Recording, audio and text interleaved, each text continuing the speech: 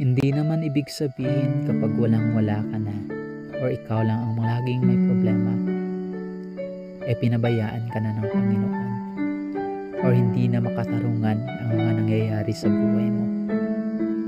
Pakinggan mo ito, Salmo 37:28. Dahil ang nais ng Panginoon ay katarungan at ang mga taong tapat sa Kanya ay hindi niya pinabayaan. Sila'y iniingatan niya magpakailanman. Ngunit ang lahi ng mga taong masama ay mawawala.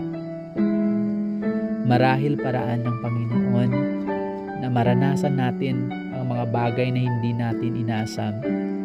Maranasan ang hirap ng buhay na alam naman natin na parte na yon o parte yon ng pagsunod natin sa Kanya. Isipin mo na inisip ka ng Panginoon o inisip ka ng Diyos.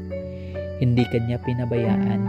Isipin mo ang nais niya sa atin ay katarungan. Kaya maging tapat tayo sa Panginoon para hindi tayo pababayaan.